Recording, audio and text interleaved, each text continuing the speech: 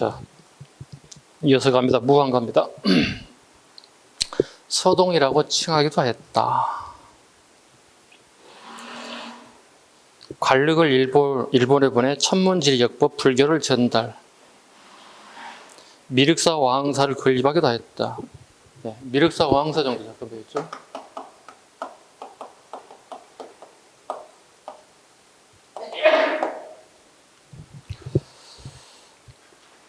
서동이라고 하는 것은 불리는 이름이 서동이었다는 거죠. 그러니까 왕자는 왕자인데 적장자는 아닌 것 같아요. 그래서 세력 다툼에 밀려서 어머니와 함께 궁궐이 아닌 곳에 생활을 하게 됐다. 그리고 어떤 연유인지 모르겠지만 여러 가지 상황이 정치상이 복잡한 이 사람이 왕이 오르게 됐다. 결과적으로 자기의 정치적 배경은 되게 약하다고 봐야 되겠지. 적장자 세력이 아니기 때문에. 엄마가 떨어져 나서 별도 다른 곳에 살았으니까 세력이 약했다고 봐야 됩니다. 자기 왕권을 강화시켜준 세력 되게 그리 크진 않았다고 본다는 거죠. 그렇다면 본인에게 왕권을 강화시켜주는 요소가 뭐겠는가? 그게 결혼이었을 것이다. 그게 오늘날의 익산지역 사택시 가문일 것이다. 사택시 성을 가진 가문과 결혼을 통해서 익산으로 천도도 시행하려고 했을 것이다. 물론 옮기지는 못했겠죠. 그게 무왕입니다. 이것 말고 더 재밌는 스토리는 뭐죠? 선화공주에 대한 스토리가 이제 되게 재밌는 내용 중 하나이죠.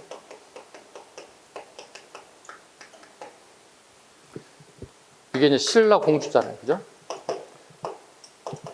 신라 진평왕의 셋째 딸인 거죠. 삼국유사의 기록을 보면. 근데 삼국사기 기록에는 셋째 딸이 없어요. 진평왕의 딸이 둘밖에 없어요. 그러니까 사기와 유사의 기록이 다른 거예요. 그런데 우리는 뭘 믿어야 되죠? 정사인 삼국사기를 믿어야 되는 거예요. 삼국유사는 이런 것은 야사예요. 근데 야사를 또 무시할 수는 또 없잖아요. 그 시대 기록이 많지 않다 보니 삼국사기도 관심을 가져야 되고 정사니까. 삼국유사도 관심을 가져야 된단 말이에요. 사기에 기록되지 않는 내용들이 기록되지 않는 내용이 삼국유사에 많이 실려 있단 말이에요. 셋째 딸이 선화공주를 갖다 우리가 믿을 것인가 말 것인가. 학회 50%는 믿고 싶고 50%는 안 믿고 싶은 거예요. 그러니까 5대 5예요. 그래서 가장 대표적인 게 익산에 쌍능이 하나 발견됐어요. 그런데 이 쌍능이 일제강점기에 저울꾼들이 손을 탔어요. 저울꾼들 뿐만 아니라 정상적인 총독부에서 발굴도 했지만 기록지가 우리에게 남아있는 거 없어요. 자기들 기록에 몇 장 정도 남기고 다 사라져 버렸어요. 학자들이 그러면 어떻게 뭔가가 남아야 되는 남아있지 않았을 경우 학자들이 추측을 하겠지. 이렇게 추측을 했어요. 일본에게 지극히 유리하지 않는 내용들 많이 발견됐을 것이다. 한국에만 좋은 내용들이 많이 남았을 것이다. 왠지 모르게 숨기고 싶을 것이다. 항상 캐스트 마크예요. 이 쌍능에 대한 얘기. 그래서 재작년에 이걸 돈을 들여서 다시 재발굴을 하게 됐어요. 뭐라도 하나 나올까 싶어서. 혹시 일본 애들이 발굴하는데 덮었을 때 혹시 수수하지 못하고 나무가 뭐라 있지 않을까 싶어서 했는데 특별하게 별다르게 발은 없었어요. 선화공주가 나올 만한 어떤 특별한 유력한 어떤 증거물이 나오지 않았다는 거예요. 그러니까 아직도 선화공주 전설로 살아남아있는 거예요.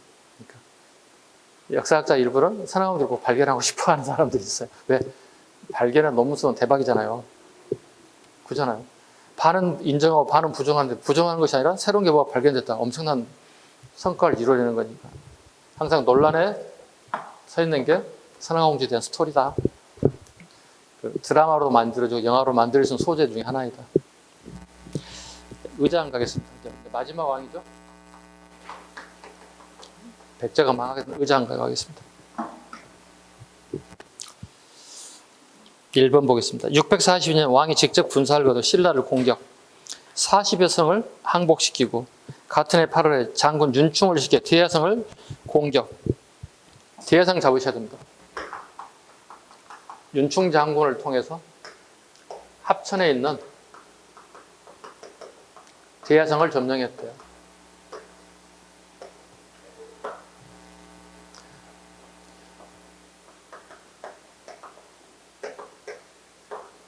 이렇게 강이 쭉 이렇게 흘러간다, 이렇게. 둘 다 경상남도 지역인데요. 네. 그 지역, 여기는 백제 땅이었고,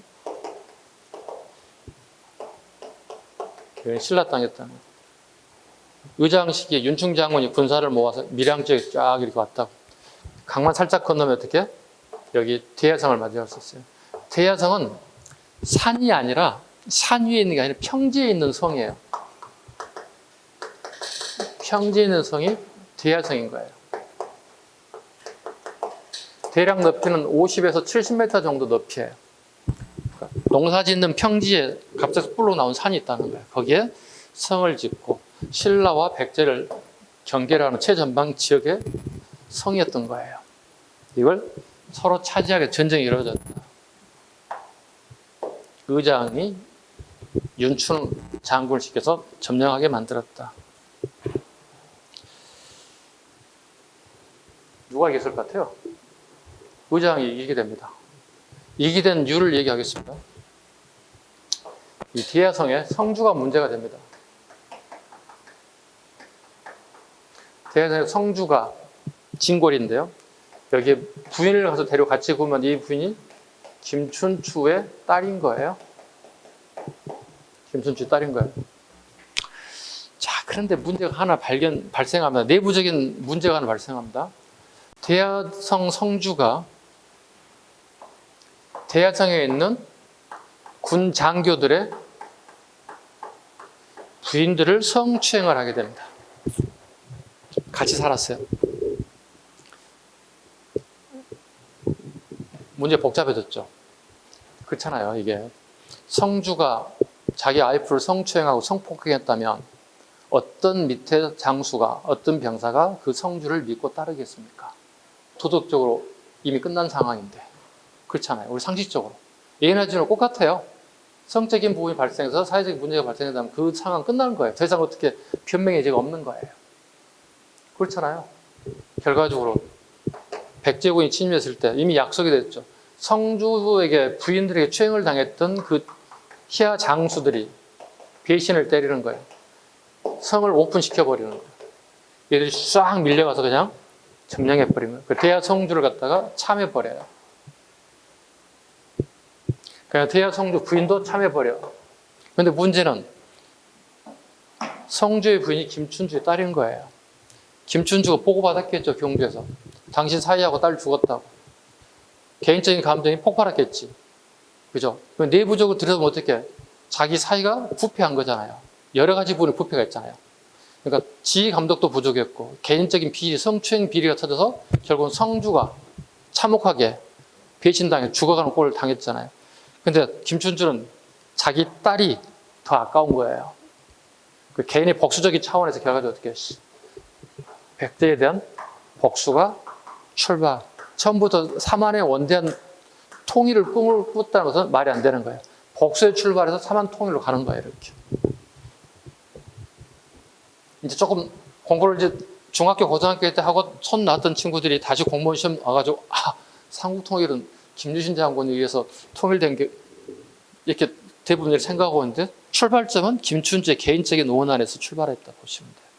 원대한 삼한의 통일을 꿈꾸겠다 이런 건 아니었던 것 같습니다. 어때요? 좀 더 현실적으로 다가오지 않습니까? 막연했던 것들이. 두 번째 갑니다. 고구려와 함께 당항성을 공격하여 나당 동맹을 이어가했다. 당항성은 경기도 화성에 있는 겁니다. 중요한 이유가 있죠. 당나라와 직항로예요. 모든 삼국은, 고구려 진라는 모든 삼국은 여기를 찾기 위해서 혈안이 되어 있어요. 즉 한강 유역을 확보하기 위해서 혈안이 되어 있다고. 왜? 중국과 직접 통상을 할 수 있는 직항로예요. 직항로를 가지고 있는 나라가 부강해지는 거예요. 무역을 통해서. 그렇잖아요. 우리가 무역을 통해서 부를 축적할 수 있잖아요. 지금 북한 보시면 아시잖아요. 북한은 깡 문 닫혀 있잖아요. 지금 경제 쫄딱 망하게 생겼잖아요. 그나마 중국하고도 코로나 때문에 수교가 통상이 거의 되지 않기 때문에 되게 어려운 생활을 하고 있는 거죠. 삼국은 모두 마찬가지예요. 고구려 신라 모두 다 경기도 화성에 있는 당항성, 즉 당성을 갖다 확보하기 혈안이 되었다. 전쟁을 하게 되었다. 한강을 겪고 싸우게 되었다. 나당 정맥을 이해했지만 점령한 기록은 없다는 얘기는 기출문제이기 때문에 그렇습니다. 점령하였다 이런 지문이 틀린 지문이기 때문에 점령한 기록 없다 쓰면 아예 만들어놨습니다. 3번 개백이 항산벌 전투 패배 이후에 나당 연합군의 멸망 이후 당으로 끌려가기 시작했다. 자 보세요. 백제가 복수하기 위해서 대야성을 점령했잖아요. 그죠? 그러고 난 다음에 문제가 발생합니다. 의자왕이 윤충 장군을 포함한 얘 다수의 장군과 충신들이 의장에 대해서 싫은 소리를 막 하는 거야. 고변. 충원이잖아요. 충성스러운 마음에서 나라 잘 되라고 충원하는 거잖아요. 고변이잖아요. 근데 이게 못마땅히 생각해. 왜? 의장이 나이를 먹어가면서 점차 좀 이상해져요. 이렇게. 이 사람을 전부 다 섬으로 유배보내버렸어.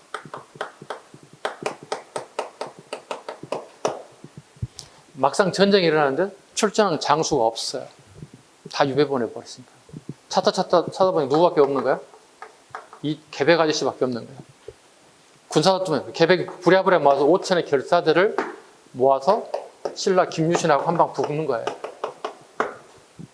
이게 3만 명이 왔어요. 5천 결사들 왔는데. 옛날에 싸우면 어떻게 무기가 아니라 쪽수 싸움이야. 3만하고 5천 싸우면 누가 이겨?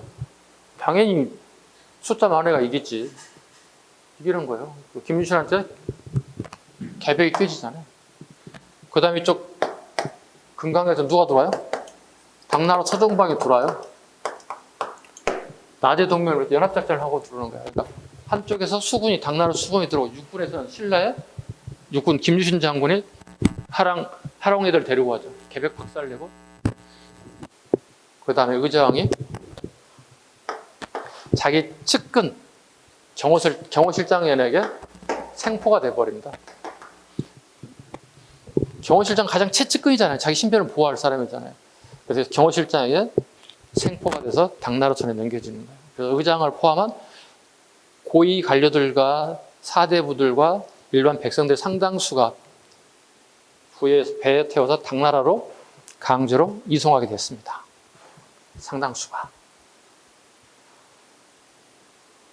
그 농민들 노비라든가 농민으로 살았겠죠. 귀족들과 왕을 끌고 간 이유가 뭘까요? 컨트롤 타워를 만들기 위해서. 백제인들을 노비로 농민으로 끌고 갔지만 당나라 애들이 컨트롤하기 어려운 거예요. 왜? 구심체가 없기 때문에. 누군가 구심체를 하나 만들어 왕실이라는 귀족을 데려와서 구심체를 만들어서 지휘하게끔 만드는 거예요. 그럼 당나라 조정에 누구만 컨트롤하면 되는 거예요. 백성을 상대로 컨트롤하는 게 아니라 왕실 누구라든가 귀족 누군가 컨트롤하면 되는 거잖아. 이렇게 하는 거예요. 당나라는 그 엄청난 땅을 전쟁으로 확대해 가는 거죠. 그러면서 정책이 포용 정책이에요. 제3국, 4국, 대타국의 국민들을 받아들이는 거야. 수용하는 정책을 펼쳤어요. 그러니까 개방 정책이에요. 제도면 제도, 사람이면 사람, 민족이면 민족. 그래서 당나라가 가장 크게 번창한 나라가 되는 거예요. 그러니까 우리가 폐쇄 정책을 펼치는 것보다는 개방 정책을 펼치는 게 A나 지금은 훨씬 더 발전되고 발달된 모습을 보여요. 문화적으로 봤을 때 정치도 마찬가지예요. 지금 우리 대한민국 어떻게 해요? 되게 포용 정책을 많이 펼치지 않습니까? 그죠? 북한도 문을 개방하고 싶은데 얘들이 문을 닫고 있는 거지. 우리가 오지 말라는 얘기는 안 하잖아요. 그죠?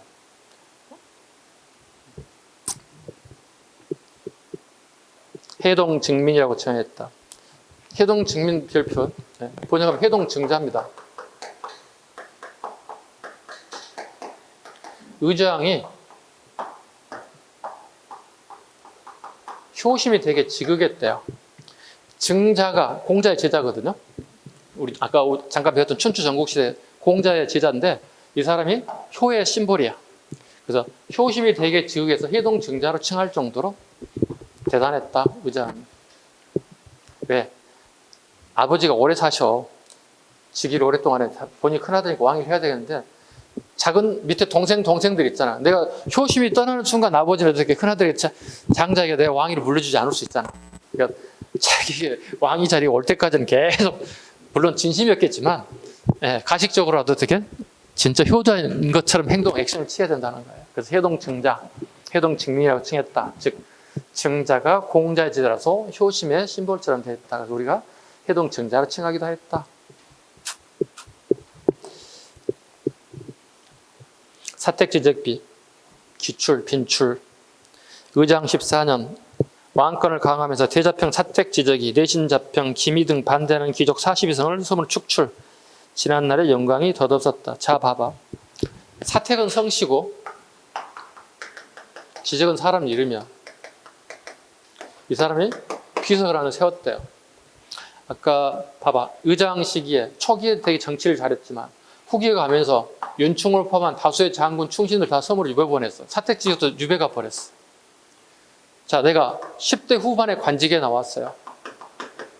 그리고 나이가 먹어가야 50이 다가가고 있어요. 근데 내가 섬에 유배 와 있는 거야. 내가 열심히 관직에 나와서 나라를 위해서 열심히 일했는데 왕이 나를 유배 보내버렸어요. 지난 날을 생각해보니 내가 너무 덧없고 덧없는 거예요.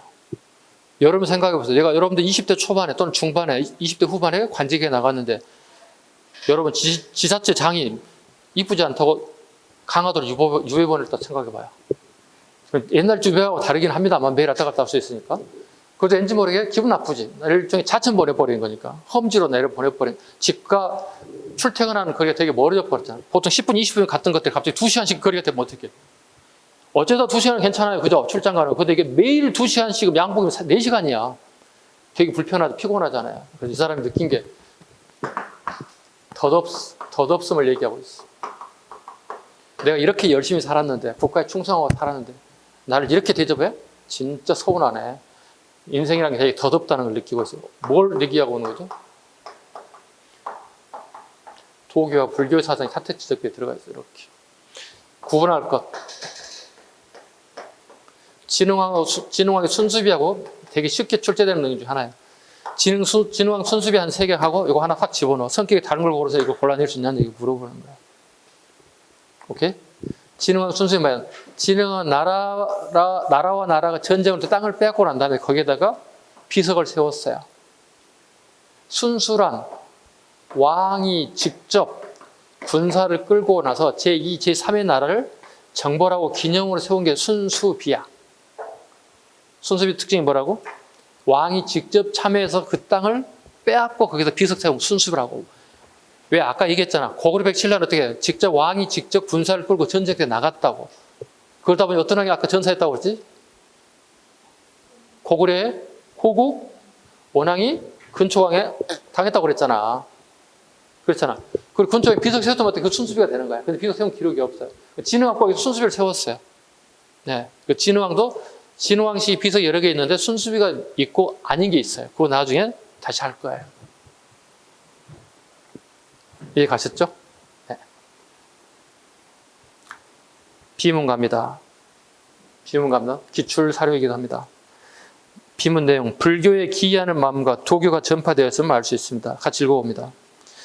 정월 9일 내기성의 사택지적은 해가 시 가는 것을 슬퍼하고 달이 어렵사리 돌아오는 것이 서러워서 금을 캐어 진귀한 집을 짓고 옥을 파내어 보배로운 탑을 세우니 그 넙디 높은 한 자유로운 모습은 신령스러운 빛으로 토하여 구름을 보내는 듯하고 그 우뚝 솟은 자비로운 모습은 성스러운 밝음을 머금어.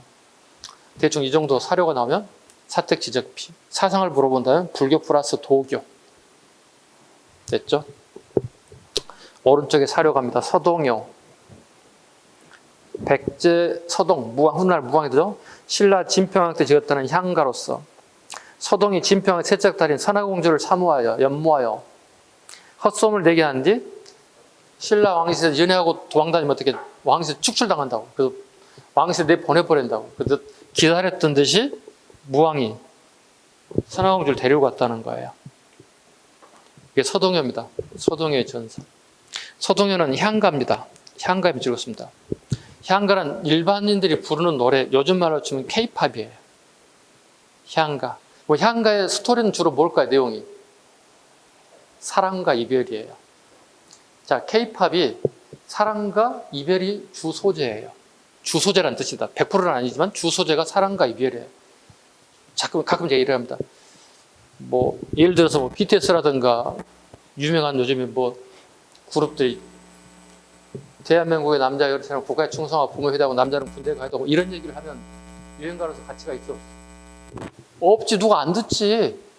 사랑과 이빨이 주수자라고 향가는 주로 일반 백성들 사이에 불리는 노래를 향가로 부르고 고을 향자 노래가 자야. 일반 시중에 불리는 노래라는 뜻이야. 유행가라는 뜻이에요. 자, 그러면 서동요는 신라의 향가예요? 백제의 향가예요? 만든 사람 누구라고 그랬지? 서동의 무왕의 훗날, 그지?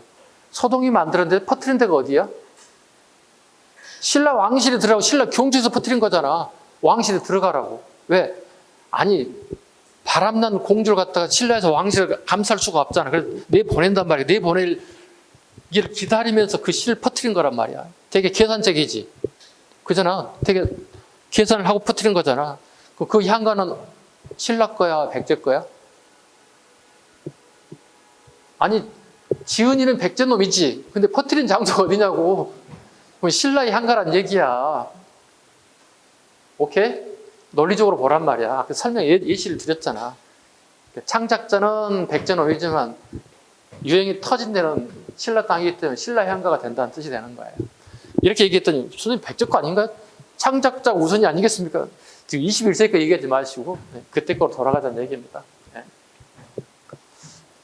이 정도까지. 그 다음에 밑에 양직공도 한번 봐주세요.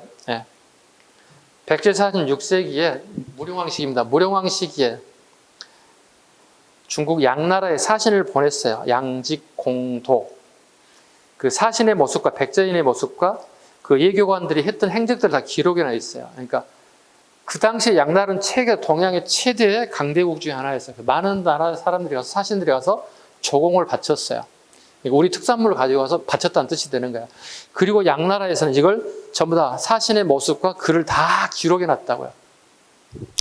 중국 예각에 있는 것, 우리나라 고구려백제 신라, 그 다음에 외, 그 다음에 캄보디아, 베트남, 동남아시아 국가들 전부 다 양나라에 사시는 거예요. 이 글과 그림을 갖다가 양직공도라 불러요. 다르게 표현하면 양직공도란 뚫뚫뚫뚫 말아서 복원할 수 있는 그림을 갖다 양직공도라 불렀어요. 양나라에 와 있던 예교관들의 모습과 활동을 기록했다. 양직공도이다. 근데 양직공도 중에 약간 미스테리하고 풀리지 않는 것 중에 하나가 있어요. 일본인들의 모습을 그렸는데 피부를 되게 까맣게 그렸어요. 흑인처럼 그려놨어요. 일본인들이 흑인 아니잖아요. 우리가 그 비슷하잖아요. 그죠? 특별히 구별하기 어렵잖아요. 일본인들하고 세워서 저 사람이 한국 사람인지 일본인지 구분 못 하잖아요. 아직 풀리지 않는 것 중에 하나 일본인들의 사신들에게 까맣게 그린 데를 이해할 수가 없는 부분이에요. 아직 풀리지 않는 숙제이기도 합니다. 자, 페이지 넘기겠습니다. 82쪽으로 하겠습니다.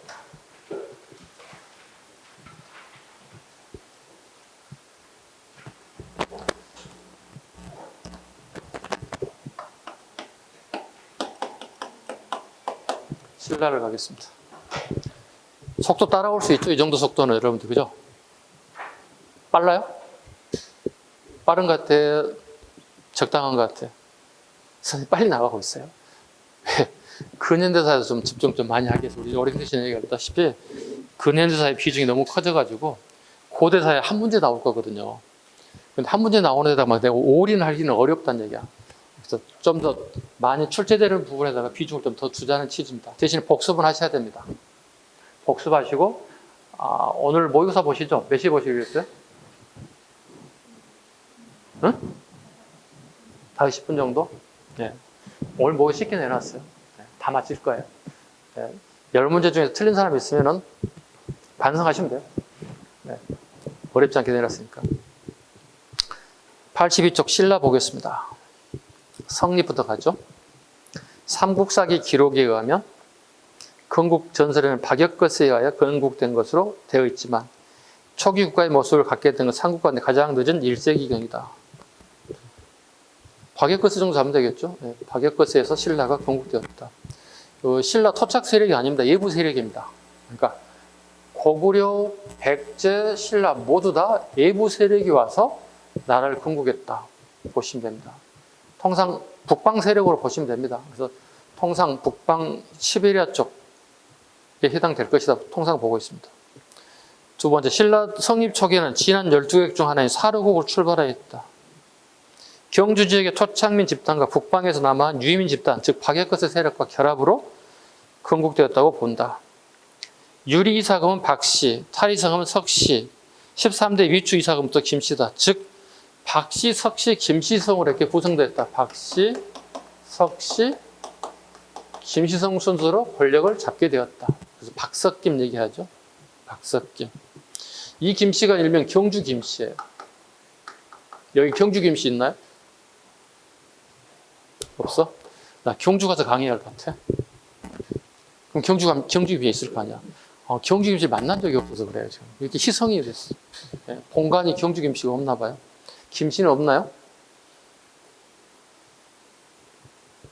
대한민국 김이박이 제일 많다는데 김씨도 없어. 진짜 없어? 있어? 김혜김 씨라고 그랬어? 선생님 김혜김 씨라고 그랬지. 본관 알아봤어? 본관이 김혜김 씨겠지. 파가 있어, 파. 무슨 파래? 듣고 잊어먹었어, 그지? 쪽파는 양파는 아니지? 김혜김 씨요? 무슨 파요? 족보를 공부하는 거 아닌데 내가 파 정도는 알아야지. 그지? 김수랑 매트선 정도는 또 알아야 돼. 두 가지 정도 아시면 돼. 나중에 어르신들 나이 많이 드신 분들 만났을 때 물어본 경우가 있어. 자기 정치인가 싶어가지고 매트선이요? 이렇게 물어본 경우가 있어요. 최소한 여러분들이 역사를 좀 접해봤던 여러분들이라면 여러분은 본관이 있잖아, 그지? 본관하고 매트선 정도는 알아야 되고 최소한도. 또 좀 더 알게 되면 본인이 이름 뒤에 이름을 붙이는 게 있어요. 그러니까 자기 가문에 따른 이름들이 성 다음에 붙이는 이름들이 있어요. 예. 손에 따라서 홀수에 따라서 이렇게 이름이 달라지는 게 있어요. 그래서 같은 이름이 중간에 쭉 계속 나오잖아요. 이렇게. 예. 그 정도는 알고 계셔야 됩니다. 이거 다 때려치고 최소 본관 알아둬야 돼요. 왜? 나중에 여러분이 결혼할 때 시청 가가지고 결혼 신고식 할 때 본관 적어야 돼. 거기다가 가고 저기 본관이 뭐예요? 거기 공무원 직원한테 물어보면 안 돼. 미랑 박씨면 미랑 이렇게 적으면 되는 거야. 그잖아. 경주 세시면 경주 적어야 돼. 그게 본관이라고. 그 정도는 알아야 돼. 본인의 김씨, 이씨, 박씨뿐만 아니라 본관이 어느 정도는 알아야지. 우리 본관이 언제 만들어졌어요? 시험에 나오면 어떡할 거야? 시험에 나오는데. 성 앞에 본관이 붙는, 본관이 언제부터 우리나라에 일반화되기 시작하죠? 태조 왕건이 처음으로 어떻게 성을 하사하지. 왜? 신라 앙종만 성을 가져서. 지방의 호족들은 성이 없고 이름만 있어. 왕건도 왕씨 성이 아니라 이름이 왕건인 거야. 그럼 귀족들이 아닌 호족 입장에서 되게 선망이 대상이 나도 성을 갖고 싶은 거야. 그래서 왕건이 왕이 되고 난 다음에 고려를 건국을 한 다음에 지방 호족들이 전부 다 성을 주는 거야. 그리고 그 지역을 중심으로 창작하기 때문에 그 지역에 본관을 주는 거야. 밀양박씨, 경주 최씨, 뭐 이런 식으로. 안성 어디씨, 뭐 여기 인주잖아. 인천 인주 이씨, 이런 식으로 주는 거야. 그래서 고려 시대부터, 왕건 시대부터 우리가 본관을 직접 갖게 됐어요. 오케이? 자, 이 정도까지 하겠습니다. 네. 여러분들이 몰라서 하는 얘기입니다. 네. 자, 보죠. 신라 앙호의 변천 갑니다. 거사간, 차차왕, 이사금, 마리가왕. 이거 앞글자 다 외우세요. 거차, 이마왕의 거차. 시험에 안 나와요. 상식으로 보는 거예요, 그냥. 네. 왕의 명칭을 거차, 이마왕으로 불렀다. 거사간, 차차왕, 이사금, 마리간. 의미 갑니다. 거사간은 군장의 의미다. 박역거서 때 시기에 거사간이라고 불렀다. 군장의 의미. 차차홍, 무당이다. 남의 차차홍식이 있었다. 이사금, 연장자. 유리부터 호래까지. 마리간, 대군장, 우두머리다. 뇌물, 마리간부터 소지, 마리간까지. 그 다음에 마지막에 왕입니다. 중국식, 한자식 왕호죠. 한자식. 그 다음에 중국식 왕시기가 되면, 그 다음에 불교식 왕명도 있더라. 우리나라 신라의 불교가 흥행하면서 불교식 왕명도 나타나기 시작하더라. 한자식 왕명, 원래 지증 마리간이었습니다. 근데 지증 왕이 됐겠죠.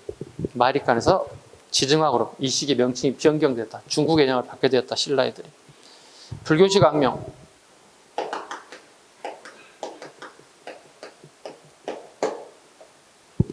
버흥왕 때부터 선덕여왕 시기.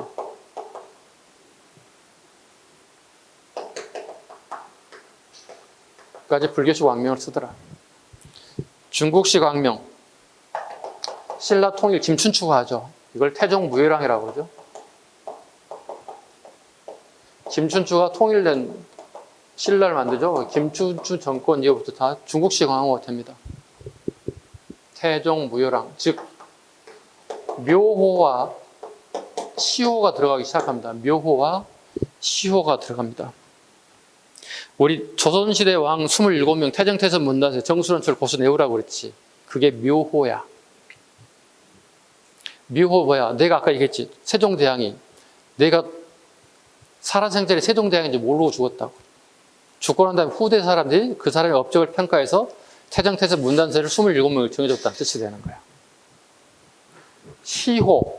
그 사람의 업적을 5글자에서 동상 25글자 한자에다 표시를 하는 게 있어요. 이게 시호야. 봐요. 그러면 태종은 뭐가 되는 거야? 묘호가 되는 거고, 무열왕은 뭐가 되는 거야? 일생에 치열하게 싸우다 죽은 사람이야. 통일을 위해서. 당나라와 싸웠지. 그치? 그냥 신라 삼국 통일을 싸웠지. 치열하게 무열. 무로서 연락이 싸운 왕이라고. 치열하게 싸운 왕이라고. 그게 시호라고. 일생으로 보여주는 거지. 오케이? 태종은 뭐예요? 묘호다고. 묘호. 여기 갔어요? 충분히 갔죠? 조선 27명의 태정태선 문단세가 뭐라고요? 묘호라고요. 그 다음에 선생님이 시호를 아냐고 몰라요. 공부는 했지만 암기한 게 없어요. 왜? 5글자에서 한 25글자, 어떤 경우 30글자가 되는 경우가 있어요. 그걸 어떻게 외워? 책을 보면서 이분이 그래 정도 하지 굳이 우리가 시험용으로 공부하지는 않아요. 또 학교 다닐 때 이걸 중간고사, 모의고사 늘지는 않아요. 이게. 세종대왕의 시호를 기록해본 이런 시험은 없어요. 예. 교수를 또 못 외워요. 그냥 공부할 때는 하는 거지. 그냥. 그래서 우리 공부할 때는 묘 정도만 하면 돼요. 태정태선 문단세 이 정도만 하시면 돼요. 자, 뇌물마리간의 업적부터 하나씩 하겠습니다. 4세기입니다. 김치현 왕위 세습이 확립되었다. 예, 이제 김치가 왕위 세습, 왕권이 강화되고 있죠. 이사금 대신에, 연장제 대신에 마리간이란, 마리간, 군장, 우두머리란 칭호를 쓰기 시작했다. 전진과 통교하여 사신 이두를 두 차례 파견하기도 하였다. 전진의 이치는 잡았죠. 머릿속에 전진이 어딘 줄 아시겠죠? 동진이 밑에 있고 전진이 위에 있는 거 아시죠? 전진과 통교하였다. 애의 친입을 고구려 강기투당의 도움으로 격퇴했다.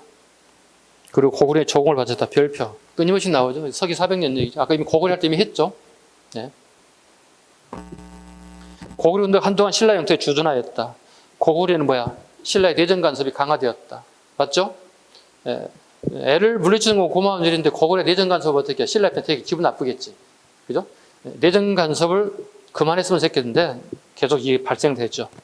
호우명 그릇이 발견되었다. 즉 강개투대왕 군이 신라의 영토에 주둔했을 것이다.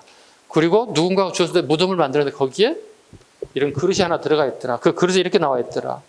을묘년 국강상 강개토지 호태왕이라고 하는, 즉 그릇 밑에 이런 글씨가 써 있더라. 그만큼 강개토대왕의 어떤 파워가, 권력이, 힘이 신라에 미쳤을 뿐만 신라의 지하인 무덤에까지도 묻혀있는 그릇에까지 써져 있더라. 이게 강개토대왕의 이유는 뭐냐면 강개토대왕 비에 쓴 글자체와 이 그릇의 밑바닥에 있는 글씨체가 똑같아요. 그러니까 동일한 작품인 거예요. 글씨를 쓴 사람이 동일한 작품인 거예요. 그런데 강개토대왕 비밀을 갖다가 일본 애들이 유리하게 해석하기 위해서 일부 글자를 갖다 일제강점기에 지우고 다시 조각해서 글자를 새겨넣었어요.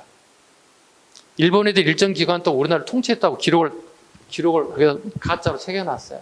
근데 가짜로 새겨놓은 글씨체가 강개토대왕이 썼던 모든 글씨체와 다르게 써져 있어요. 우리가 필체 감정이라는 게 있잖아요. 우리 범죄가 발생했을 경우, 그죠?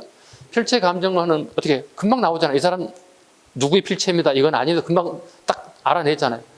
요즘에 과학이 발전돼서 전자 기계를 딱 갖다가 딱 대면은요, 금방 나와요. 왜? 꼭 같은 동일한 글자가 여기는 이렇게 적어져 있어. 이렇게 되어 있어. 근데 여기는 이렇게 되면 어떻게 틀리잖아. 여러분 쓰는 글씨체나 선생님 쓰는 글씨체가 어떻게 다 대충 일정하단 말이야. 그 사람의 글씨체라는 거예요. 강혜수장의 비밀을 이렇게 애곡에서 일제강점기에 일본의 행위를 갖다가 우리가 요즘 학자들이 지적하고 있는 것들. 눌지마리간 갑니다. 나주동맹 체결, 백제의 비유한가. 장수의 남아전에 대비하기 위해서 부자 상속제가 이루어졌다. 부자 상속이 이루어졌다는 얘기는 왕권이 강화되고 있다는 의미를 가지고 있습니다. 형제 상속이 부자 상속이 됐으니까. 고구려의 묵고자는 신라의 불교를 전파했으나 귀족의 반발로 실패했다. 불교사에서 또 한번 하겠지만, 눌지마리간의 딸 공주가 병이들 되게 고생하고 있어요. 낳을 기미가 없어요. 근데 고구려에서 어떤 사람이 제가 한번 봐볼게 하고 뚝딱뚝딱 하던 얘가 나와버렸어요. 그 당시에 신라의 의료라고 하는 게 무당들이 와서 북치고 깽가르치고 구다는 거였습니다. 그게 의료 기술입니다. 그렇게 하고 나올 사람이 몇 사람 있겠습니까, 여러분? 어쨌든 나올 수 있는 것은 피로감이 있다고 이제 풀리네, 한숨 자고, 이 정도 아니고서는 질병을 나올 수 있는 건 아니잖아요. 무당이 깽가리치고 북친다에 나올 수 있는 게 아니잖아요. 의사가 아니잖아요. 무당이지. 근데 이 묵호자 또는 흑호자라는 사람, 제가 한번 봐볼까요? 봐드릴게요. 뚝딱뚝딱 하더니 그냥 얘가 그냥 확 일어나 버린 거야. 그래서 왕이 이름이 뭐예요? 당신 누구예요? 남들이 저를 묵호자라고 부릅니다. 흑호자라고 부릅니다. 그러니까 사람 이름이 아닌 거예요. 피부 색깔이 거무흑자예요. 거무묵자고요. 그러니까 피부 색깔이 거무잡잡했다고 번역할 수 있는 거예요. 결국은 뭐야? 고구려에서 왔지만 고구려인이 아니라 아마 인도계 사람일 가능성이 크다. 아마 의승일 가능성이 크다. 의사청리일 가능성이 크다. 왜냐하면 옛날 불교는 의승이 있거든요. 의승일 가능성이 크다고 보는 거예요. 그러나 불교가 신라에 침입한 것을 귀족들이 반대해서 묵호자를 잡아서 처리해버렸어요. 결과적으로 불교는 들어왔지만 묵호자의 사명으로 더 이상 전파가 또는 공인되지 않았다는 뜻이에요. 그래서 훗날 법왕쯤 가야만이 다시 공인되는 겁니다. 자비마리간. 수도의 방위 명을 정했고 육부를 개편 행정단위를 강화했다 정도. 소지마리간. 백제 동성왕과 결혼동맹을 맺었다. 나제 동맹 가지고는 안 되겠다. 고구려의 남하를 방지하기 위해서 결혼동맹을 맺게 되었다. 이참 비지딸을 보내 결혼동맹을 맺기도 하였다. 그래서 아까 우리 진흥왕 시기에 아까 성왕의 딸과 결혼했던 얘기를 한 거야. 결혼동맹 연장선상이라고 보면 되는 거야. 지금 보시면 5세기 상황이잖아요. 5세기인데 6세기까지 100년 가까이 계속 결혼동맹이 유지되고 있는 거예요. 소지마리간. 백제 동성왕과 결혼동맹. 백제 동성왕이 혼인을 청하자 이참 비지딸을 보내 결혼동맹을 맺게 되었다. 우역설치. 이거 작년 우정계리직 기출문제예요. 우체국에서 근무하는 시험을 따로 모집하는 게 계리직인데요. 계리직의 기출입니다. 이거 당연히 나올 거라 생각하는 거고요. 누구나 다 얘기하는 겁니다. 요즘 시험 우체국이 처음 개설됐다. 국가문서 송달 및 관물의 운송, 출장 관리, 숙박, 편의시설 제공하겠다. 우역설치. 우역설치. 자, 3번의 별표. 경주 시장을 개설. 처음으로 서울의 시장을 개설하여 사방의 통화유통에 힘썼다. 근데 경주 시장 개설했는데 이치가 몰라요. 경주가 동쪽인지 서쪽인지 남쪽인지 몰라요. 좌측 박스 봐주시죠. 좌측에 시장 개설 조그맣게 박스 만들어 놓은 거 있어요. 소지마리간 때 시장이 개설되었다. 대신에 이치는 몰라요. 동인지 서인지 남인지 북인지 모른다는 거예요. 지증왕 때 동시, 동쪽의 시장이 열렸다는 뜻이야. 동쪽의 시장이 열렸다. 그리고 시장을 감독하는 관청을 동시전이라고. 동시 전자 잘라봐. 슬러시 해봐. 전자가 들어오면 관청이 돼. 지금 어디 하는지 모르고 있죠 지금. 그 좌표 그래 거기 보라고. 여기 이쪽 보라고. 좌측에 사이드 보라고. 그 작은 박스 있잖아. 그거 보라고. 좀. 모르신 분들 지금 82쪽에 좌측에 사이드 보라고. 보조 설명 보라고. 다시 갑니다. 소지마리간 처음으로 시장이 열렸다. 이치가 안 나와 있다고요. 어딘지 모른다고. 기록이 없으니까. 대신에 지증왕 때 동쪽에 시장이 열렸다고요. 그래서 동시라고 한다고요. 그리고 동시전, 자르라고 동시. 쩌는 뭐야? 관청이라고. 그 바가지 조금 씌우는지 물가는 오르고 있는지 내리고 있는지 감독하겠다는 뜻이야. 감독 관청이야. 쉽게 얘기해서. 효소왕. 앞에 적어 효소왕 뜻다가 통일 이후라고 적어. 이게 신문왕의 아들이란 말이야. 통일 이후에는 신라 경주의 인구가 급하게 늘어난다고요. 급속하게 늘어난다고요. 그럼 시장 하나 가지고 안 된단 말이야. 그래서 시장이 서시와 남시가 추가된단 말이야. 이해 가셨어요? 네. 서시와 남시 추가되고 거기 감독관청이 서시전과 남시전도 같이 만들어지는 거예요. 어때? 이제 눈이 좀 트였어? 이것도 좀 알고 외워야지, 그지? 네. 시장이 개설되었다. 동시가 만들어졌다. 서시와 남시가 만들어졌다. 통일 이후에는. 오른쪽 갑니다. 나을. 박역것의 탄생지. 경주관 볼 수 있어요. 여기에 신궁을 설치하고 옆에 우물이 있는데 이 우물을 갖다 나정이라고 나정 유적지로 추정하기도 합니다. 이렇게까지 나오지는 않을 것 같습니다. 일단 책에 들어가긴 하지만 요즘 시험이 추세가 쉽게 나오기 때문에 여기까지 나올 것 같지는 않지만 보십니다. 자, 이제 지정항부터 갈게요.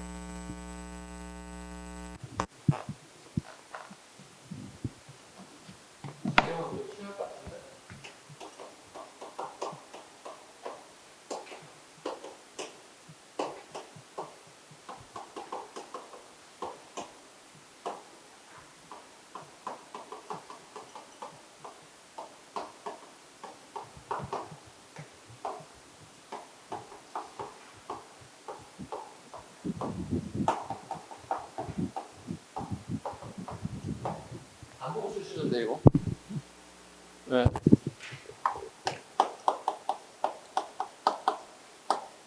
가로넣기 문제 많이 나온단 말이야.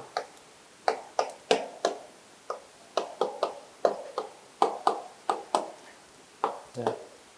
가와 다를 적고 나에 해당되는 왕의 업적 이렇게 물어본 게 되게 많아요. 그래서 이거는 안 보고 쓸 수 있는 노력을 계속 해야 돼. 봐봐. 지법진이야. 오케이? 외우라고. 지법진. 그 다음에 진주왕. 얼마 안 돼서 폐위됩니다. 진주왕. 그리고 진평왕이 왕위를 차지하게 됩니다. 진평왕은 아들이 없어서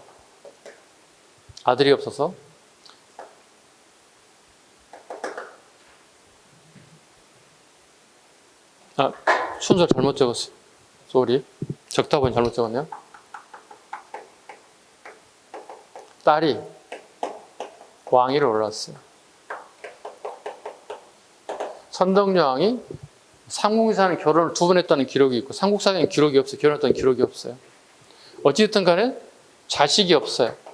그러니까 보위를 물려받을 사람이 없는 거야. 그래서 사촌 언니였던 진덕여왕이 왕위를 차지하게 된 거예요. 그런데 진덕여왕이 나이가 50이 넘어서 즉위를 하게 된 거야. 그리고 자식도 존재하지 않은 거야. 그러다 보니 가장 유력자였던 김춘추가 왕이 되는 거예요. 김춘추는 진지왕의 손자예요. 진지왕은 이때 폐위됐어요. 폐위된 이유는 여자 문제 때문에 폐위가 됐습니다.